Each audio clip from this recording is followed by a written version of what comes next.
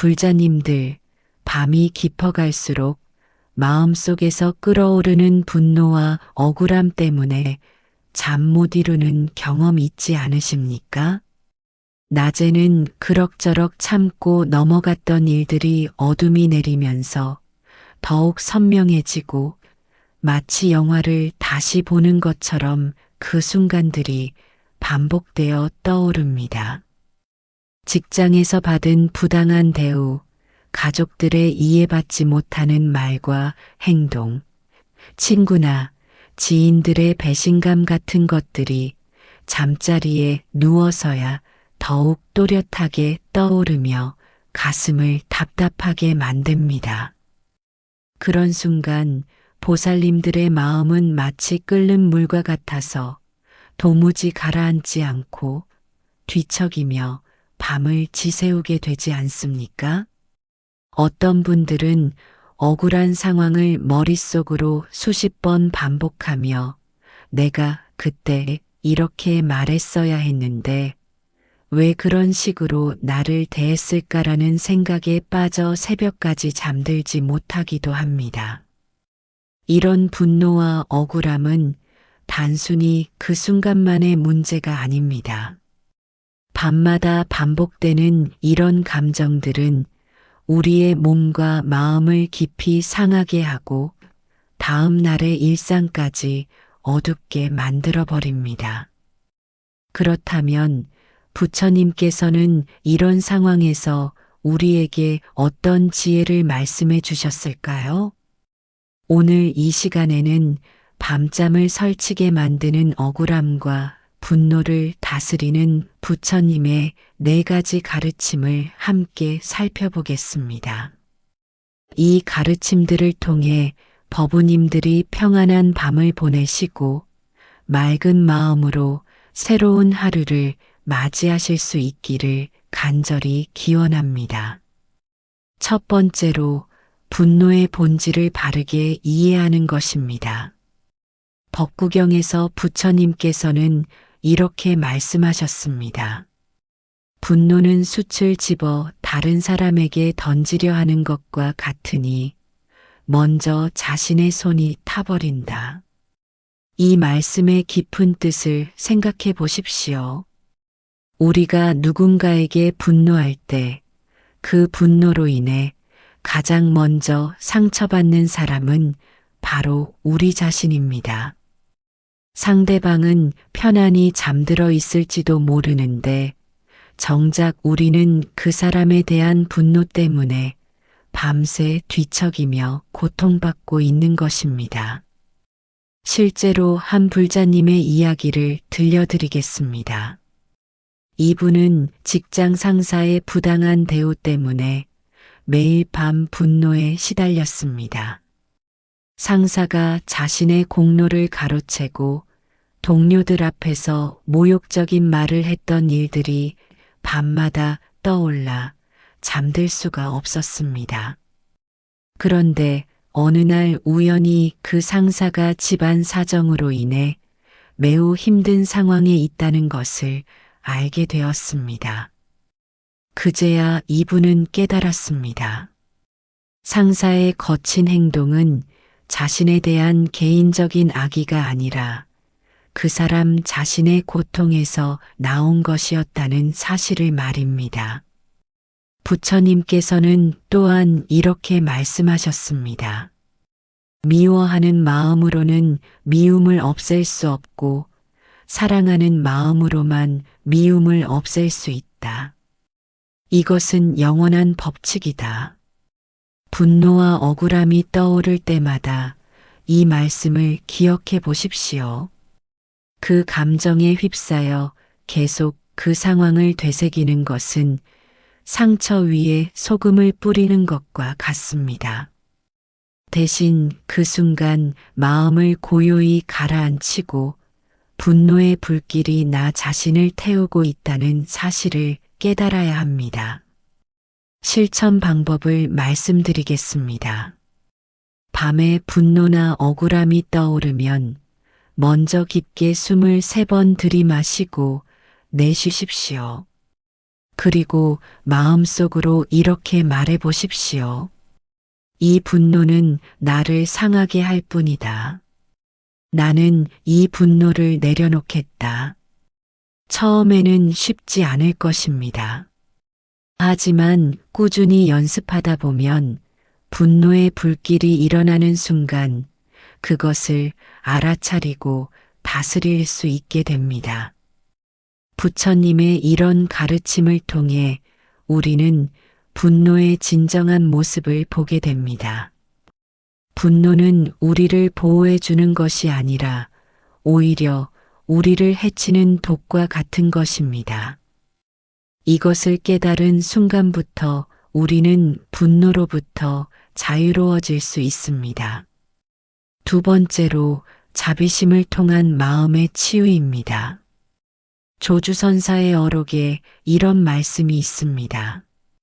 원수를 만나면 칼을 뽑지 말고 차라리 차 한 잔을 권하라. 이 말씀은 단순히 친절을 베풀라는 뜻이 아닙니다. 우리가 누군가에게 상처받았을 때 그에 대한 복수나 반격보다는 자비심으로 그 상황을 바라보라는 깊은 가르침입니다. 밤잠을 설치게 만드는 억울한 일들을 떠올려 보십시오. 그 일들의 중심에는 항상 다른 사람이 있습니다.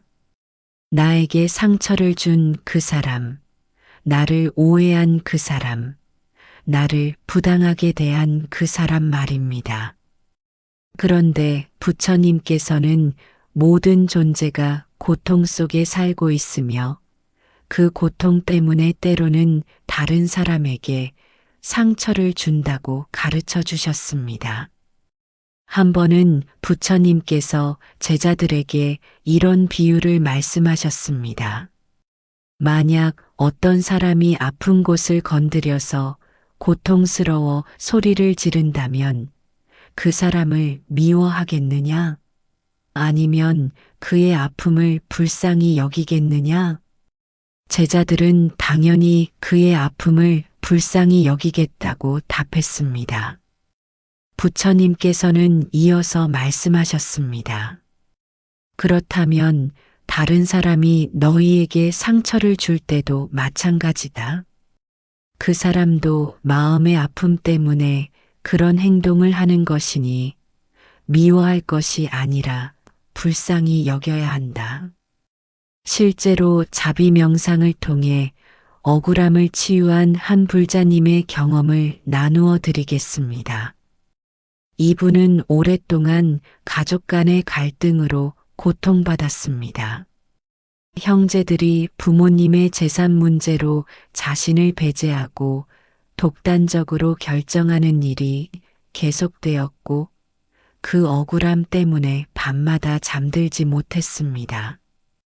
그런데 스님의 권유로 자비 명상을 시작한 후 마음의 변화가 일어났습니다.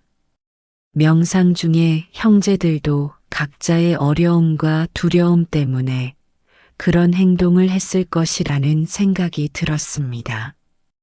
그리고 그들의 행복을 진심으로 기원하는 마음이 생겼을 때 신기하게도 억울함과 분노가 사라지기 시작했습니다. 자비 명상을 실천하는 구체적인 방법을 알려드리겠습니다. 밤에 잠들기 전 편안한 자세로 눕거나 앉아서 눈을 감으십시오.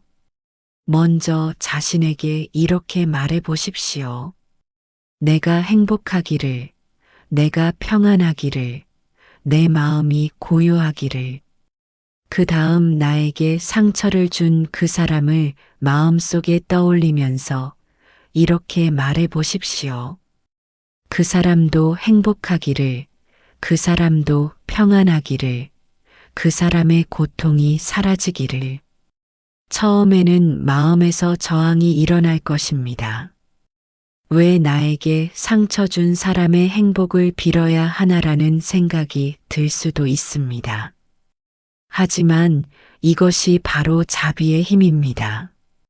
원한과 미움의 사슬을 끊어내는 것은 오직 자비의 마음뿐입니다.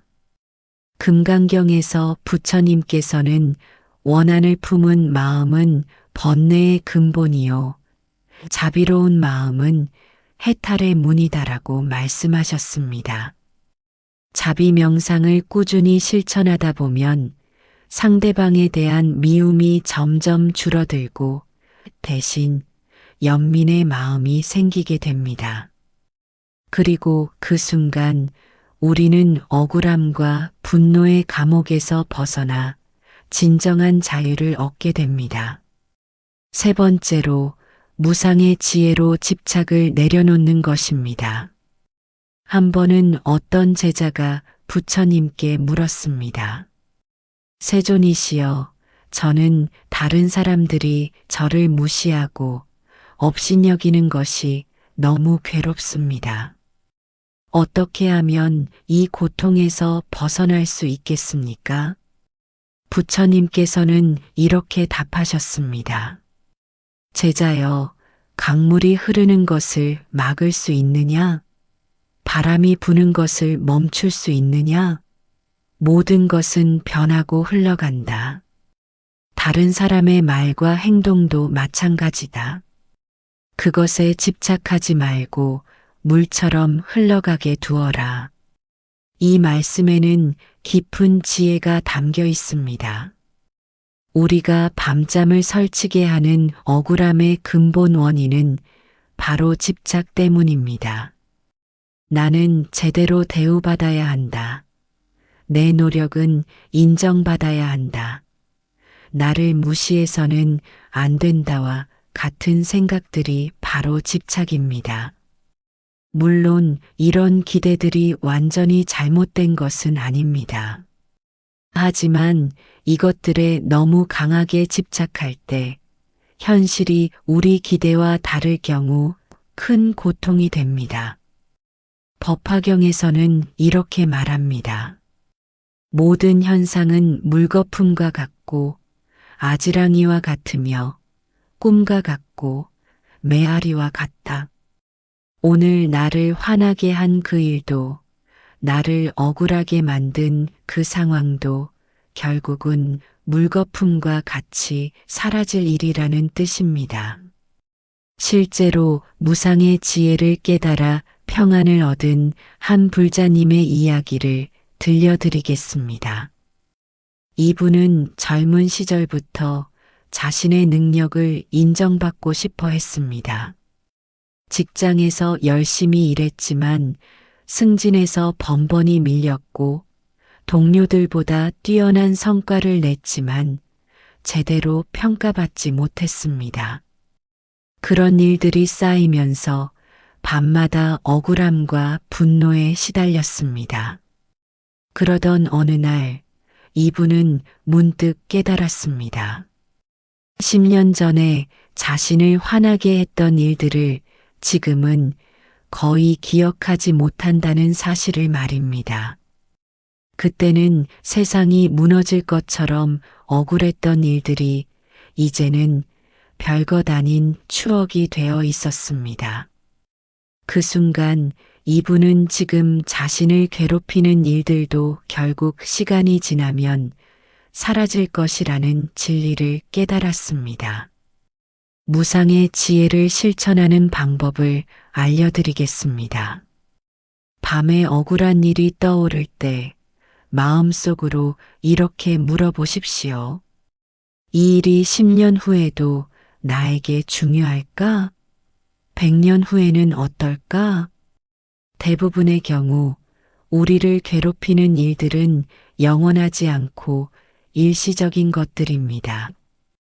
그 사실을 깨달으면 그 순간의 감정에 덜 휘둘리게 됩니다.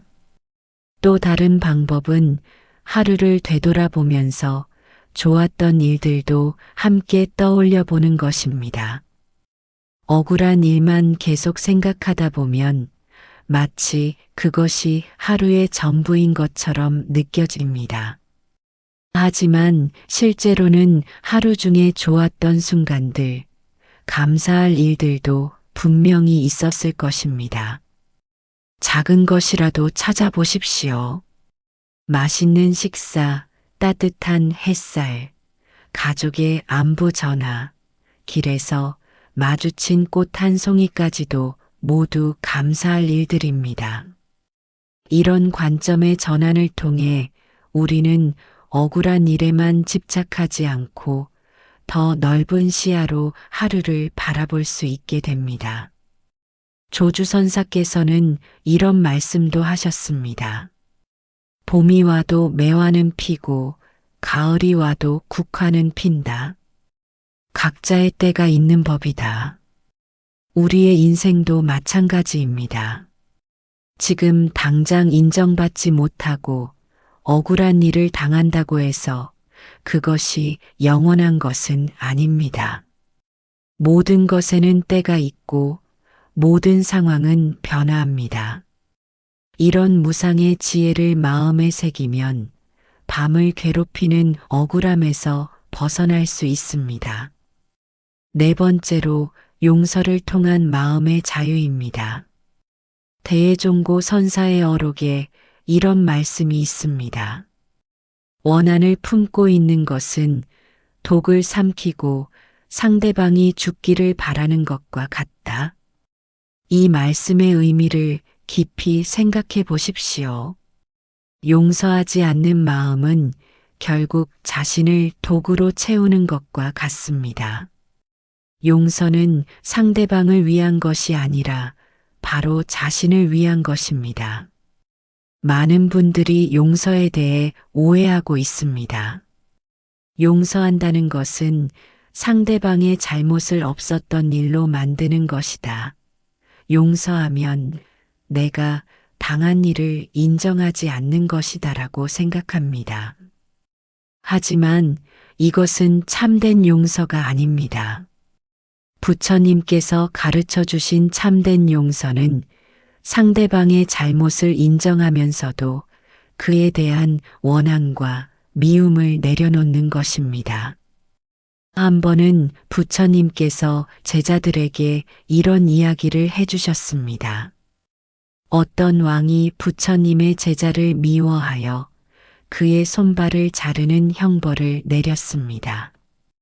그런데 놀랍게도 그 제자는 왕을 원망하지 않고 오히려 왕의 행복을 기원했습니다. 사람들이 그 이유를 묻자 제자는 이렇게 답했습니다. 왕이 나에게 해를 끼친 것은 분명한 사실입니다. 하지만 그 일로 인해 내 마음에 미움과 원한을 품는다면 결국 고통받는 것은 나 자신입니다. 나는 그런 고통에서 자유롭고 싶을 뿐입니다. 이것이 바로 부처님이 가르쳐 주신 참된 용서의 모습입니다. 용서는 상대방을 위한 선물이 아니라 자신에게 주는 자유의 선물입니다. 실제로 용서를 통해 마음의 평안을 되찾은 한 불자님의 경험을 나누어 드리겠습니다. 이분은 20년 넘게 형제와 재산 분할 문제로 갈등을 겪었습니다. 형이 부모님의 유언을 무시하고 재산을 독차지한 일 때문에 법정 다툼까지 갔지만 결국 패소했습니다. 그 후로 20년간 매일 밤 형에 대한 원한과 분노 때문에 잠들지 못했습니다. 건강도 악화되고 가족관계도 어려워졌습니다. 그러던 어느 날 이분은 스님을 찾아가 고민을 털어놓았습니다. 스님은 이렇게 말씀하셨습니다. 그 20년 동안 형님은 평안히 지내셨나요? 그런데 정작 보살님은 20년간 고통받으셨네요. 누가 더 큰 벌을 받고 있는 겁니까? 그 말을 듣고 이분은 비로소 깨달았습니다. 복수하겠다는 마음으로 20년을 보냈지만 정작 고통받은 것은 자신뿐이었다는 사실을 말입니다. 그날 밤부터 이분은 형을 용서하기로 마음먹었습니다. 쉽지 않은 과정이었지만 조금씩 마음의 짐을 내려놓기 시작했습니다. 그리고 몇 달 후 20년 만에 처음으로 편안하게 잠들 수 있었습니다. 용서를 실천하는 구체적인 방법을 알려드리겠습니다. 용서는 하루아침에 이루어지지 않습니다. 특히 깊은 상처를 받은 경우에는 더욱 그렇습니다. 하지만 조금씩 시작할 수 있습니다. 먼저 상대방을 용서하겠다고 결심하십시오. 나는 이 사람을 용서하기로 선택한다라고 마음속으로 말해 보십시오. 처음에는 마음에서 저항이 일어날 것입니다. 왜 내가 용서해야 하나, 상대방이 먼저 사과해야 하는 것 아닌가라는 생각들이 들 수 있습니다. 하지만 이런 생각들이 바로 우리를 괴롭히는 감옥입니다. 용서는 상대방의 사과를 기다리는 것이 아닙니다. 내 마음의 평안을 위해 내가 먼저 하는 선택입니다. 그 다음 단계는 상대방의 입장을 이해해 보려는 노력입니다. 물론 상대방의 행동이 옳다는 뜻은 아닙니다. 하지만 그 사람도 나름의 이유와 상황이 있었을 것입니다. 그런 관점에서 생각해 보면 조금은 이해할 수 있게 됩니다. 마지막으로 상대방의 행복을 기원해 보십시오. 이것이 가장 어려운 단계입니다. 하지만 이 단계에 이르면 진정한 용서가 완성됩니다. 그 사람도 행복하기를, 그 사람도 평안하기를이라고 마음속으로 기원해 보십시오. 처음에는 억지로라도 좋습니다. 계속 반복하다 보면 어느 순간 진심이 됩니다. 법구경에서 부처님께서는 이렇게 말씀하셨습니다. 용서할 줄 아는 사람은 강한 사람이요. 용서하지 못하는 사람은 약한 사람이다. 용서는 약함이 아니라 진정한 강함입니다. 원한과 미움의 사슬에 매여 있는 것이야말로 진짜 약함입니다. 용서를 통해 그 사슬을 끊어낼 때 우리는 비로소 마음의 자유를 얻게 됩니다. 그리고 그 자유로운 마음으로 편안한 밤을 맞이할 수 있습니다. 법우님들, 오늘 말씀드린 4가지 가르침을 다시 한번 정리해 드리겠습니다. 첫 번째, 분노의 본질을 바르게 이해하여 그것이 나 자신을 해치는 독과 같다는 것을 깨닫는 것입니다. 두 번째, 자비심을 키워 상대방을 미워하는 대신 그의 고통을 불쌍히 여기는 마음을 갖는 것입니다. 세 번째, 무상의 지혜로 모든 상황은 변한다는 진리를 받아들이고 집착을 내려놓는 것입니다.